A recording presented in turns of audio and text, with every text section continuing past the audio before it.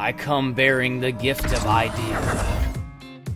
Welcome back, Guardian Ristophilis here. Before we get started, I just want to say, Bungie, if anybody at Bungie watches this, I think y'all are a kick-ass team.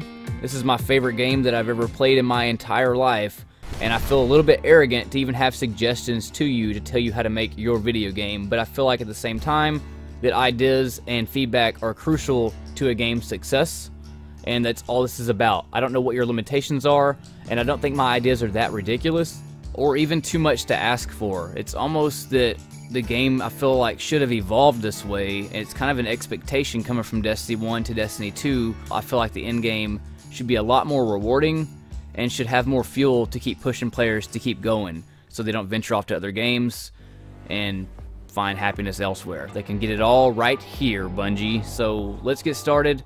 We're going to start off with the armor first. It's about time someone taught you. You've been straying. The builds in this game are just too basic. Armor needs a third perk for in-game fills. Now what that means is this perk would not be unlocked until you hit max light. That way, once you hit max light, that perk that had been grayed out all along now becomes available to you to purchase to unlock it with maybe masterwork cores or whatever material to unlock it, basically. So you would have a perk like gain a boost to agility per melee kill, stacks for 20 seconds.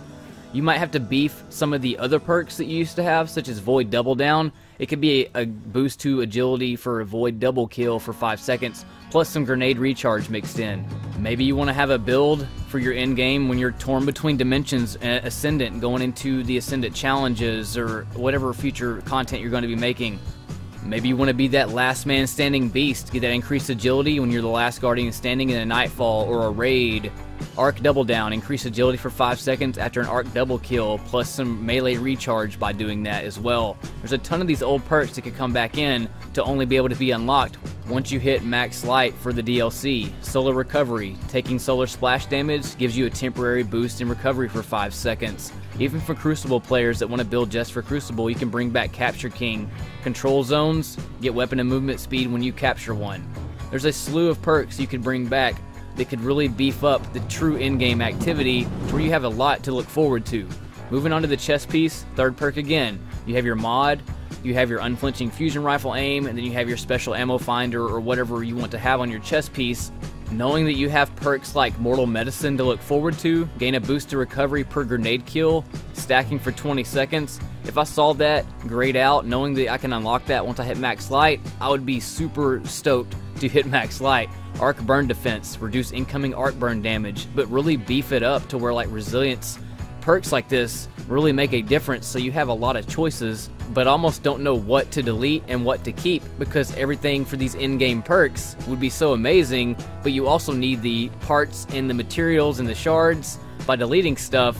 But it makes the game a little more interesting when you have amazing perks to deal with. But I always know when I'm going to be deleting anything with dexterity and things like that. I just don't want to keep that kind of gear, you know what I mean? Moving on to the arms, third perk again. Unlocks at max light, you get your mod, you get your enhanced impact induction. Now what if increased melee attack speed, snap discharge comes back? What if you have energy projection to go on top of that? Increased grenade throw distance for your third perk that can be unlocked. I mean, back in D1, you could have momentum transfer and impact induction at the same time, so these ideas aren't that far-fetched. You could even have a fusion rifle loader and an impact induction in D1. So asking for this stuff isn't that crazy of an idea, but it does make a huge difference in your end game and having things to look forward to as you progress past the max light. Now moving on to the helmet, this is where I want to talk about the bond and the helmet. So the perks that are currently on your class items need to be moved to the helmet, such as your recuperation, invigoration, absolution. All those perks need to be moved to the helmet for their third perk to be unlocked, and I'll explain why here in just a second. But first, let's move on to the weaponry. The third perk on the guns needs to be focused around accuracy and survival perks to be unlocked once you hit max light. Let's take a look at some D1 scout rifles so you know that my idea isn't that crazy. Back then, you could have crowd control, explosive rounds, and reactive reload on the same gun. You can't get explosive rounds in Rampage in D2 at all. And then for my Tread Upon Stars, life support, when critically wounded, kill somebody, you can heal yourself, explosive rounds, and Army of One. Each kill recharges my grenade and my melee, which is an insane amount of perks to have on a weapon. Now let's talk about the third perk idea for weapons in D2 or Destiny 3, whichever one. So the third perk, of course, unlocked at max light. You have field prep, you have cluster, plus you got your mod slot. Let's talk about trackless waste. Grave robber, kill clip, Icarus grip, then the third perk that unlocks at max light. I want to spend a little more time on the perks with weapons. These are all about survival and accuracy. So you have battle runner, kills with this weapon grant a brief boost to the sprint's top speed. You have replenish, activating your super refills the magazine. This could be on a primary energy weapon or a heavy weapon. And then final round, you could even rework this to where the final round does more bonus damage, and if your shield is broken, it could recharge your grenade if you get the kill with the bonus damage. So that's another way you can kind of reintroduce this perk. Who's next? A kill with the final round of the magazine increases reload speed. Maybe it gives you super energy on top of that. Could rework that perk as well. Surplus, expect to find more ammo for this weapon. Increased carried ammo capacity, a good heavy perk to have. Double down on initial spawn only. This weapon gains additional ammo. Could be good for Crucible. Hot swap was another Crucible perk. Readying the weapon grants a brief period of bonus accuracy, kind of like magnetism. Having clown cartridge on a shotgun, a fusion, a rocket, an LMG, beast perk there. Maybe you found a sniper that has luck in the chamber. One random bullet causes considerable bonus damage. Last resort, if you're doing a nightfall or raid, get increased handling and reload when you're the last person living.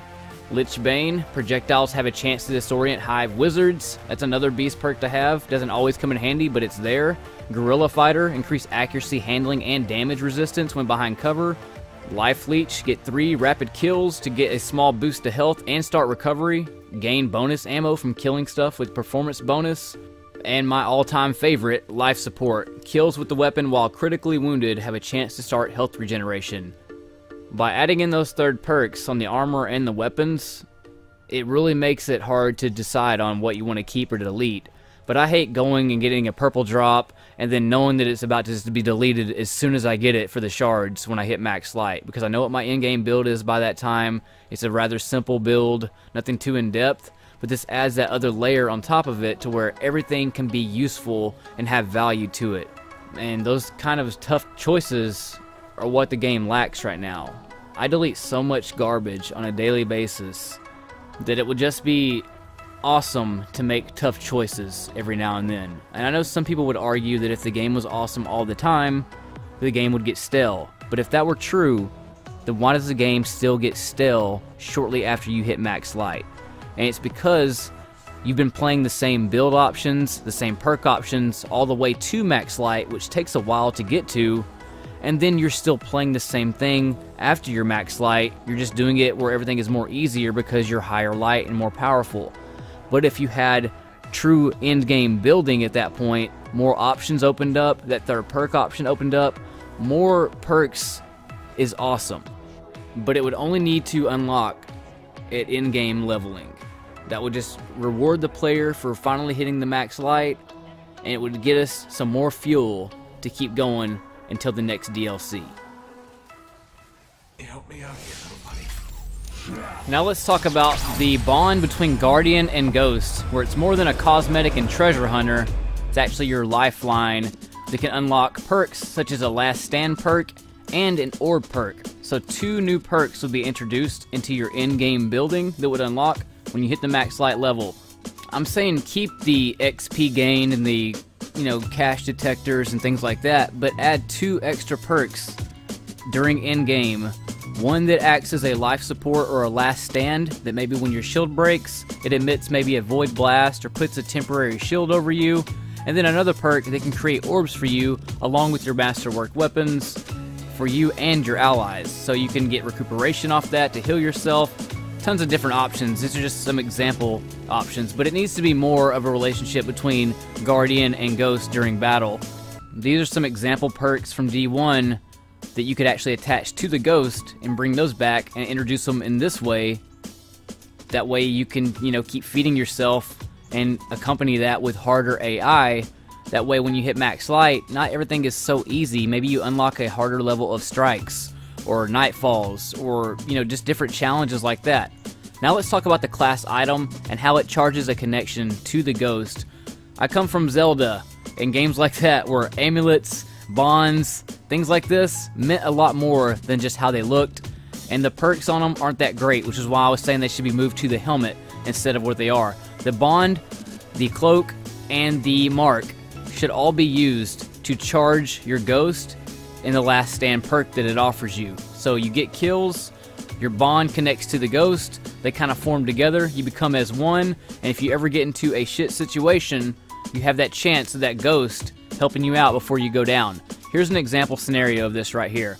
So I added flashes to the screen, but pretend these are the ghost emitting a void blast or an arc blast or something that staggers enemies or kills them or gives you a small bump to health. As you can see, I'm stuck, I can't move, but I am getting kills with this rocket launcher, and then the flash goes off when my shield breaks, staggers enemies backwards, and the ghost is fighting to keep me alive, and I appreciate my ghost way more than I used to because of this ability. I actually have somewhat of a feel for my ghost now because he's actually useful. How your class item plays into this could be like, the more kills you get, the more charge the class item gets. Maybe you have a meter that lets you know that it's at max blast right now, but if you only get like 2 or 3 kills and your shield bust, maybe you're only powerful enough to kill a thrall with that blast. But if you had like 25 kills or something, it's max charge, you have enough to kill or stagger a whole wave of ads so where you can get away a lot faster. Maybe it only staggers them for a brief second. Now, once you hit the end game, your perks are now ready to be unlocked. It would be looking a little bit something like this. So, similar to back in D1, you would use Glimmer, Materials, maybe Masterwork Cores. This would be that third perk node on your armor and your weapons that now says, hey, you can unlock it since you're now at in-game level. Now the Ghost, the weapons, and the armor with the third perk have the option to be unlocked with Materials. Now, finally, before we end this video, I want to talk about the Gunsmith and some things you could do to make him an actual gunsmith. So, this dude sucks, Bungie. I'm sorry. The Gunsmith is a garbage man. That's all he is. He worked on that auto rifle for an entire year just holding it. That's pretty much all he does. You give him all your weapon parts, and he gives you crap drops in return. What needs to happen is, he needs to have bounties. And you have to do a ton of these bounties, and what happens is, once you do enough of these bounties, maybe like 30 to 50, you have the ability to now craft an owned weapon archetype in a given DLC. So let's say that we did 50 bounties and now we have enough to craft a weapon. Now we can craft any ATA weapon that we want to do. We can craft any drifter weapon we want to do. Maybe Faction Rally even comes back, or maybe you can just do this without having Faction Rally out. You can go to New Monarchy, you can go to Future War Cult, you can go to Dead Orbit, you can craft any of their old school weapons because you did so many of the bounties for the Gunsmith and you earned enough material to where he could actually now craft these cool weapons for you and give you random rolls on them. And finally, the Gunsmith should be able to change burns on weapons, but doing so also changes the stats on weapons. So say you want to go to solar on this fusion rifle, well, doing so gives it more impact, but more charge rate and slower reload speed, but you get a little more range out of it. Maybe it has an arc option and a void option or a solar option. All 3 options can be changed on any weapon, and it always changes the stat outcome on each weapon that you change it. So if you want to turn an auto rifle into void, maybe it gives it more stability if it's arc. Maybe it gives it more reload if it's solar. Maybe it does, different things like that. But changing burns needs to be a thing, and it should be a very expensive upgrade to do so. So you can't do it just all the time, anytime you feel like it. This would be something that you had to grind for and pay dearly for to make those modifications. But that would give the Gunsmith an actual cool factor besides being a bunch of suck. And one last thing, Dragon's Breath would be making a return. And when you're burning them enemies in napalm, you can actually shoot them with your weapon to do bonus damage while they burn. That would be the perk that I'd add to it. But those are the core changes I would make to this game that I feel like would give the game more longevity, a greater reward system for when you hit max light, and just overall better, more in-depth building that is more beast, man. But I just don't want to get Destiny 3 and have a year 1 D2 outcome again, Bungie. Please don't fuck this up. That's all I gotta say, man. I care a lot about this game, and I want it to succeed. And now that Activision is no longer in the picture, you now have a chance to show us. You got all that doty-do. And you can do this. But will you? That's all I gotta say. Thanks for listening, and I'll catch y'all next time. In space.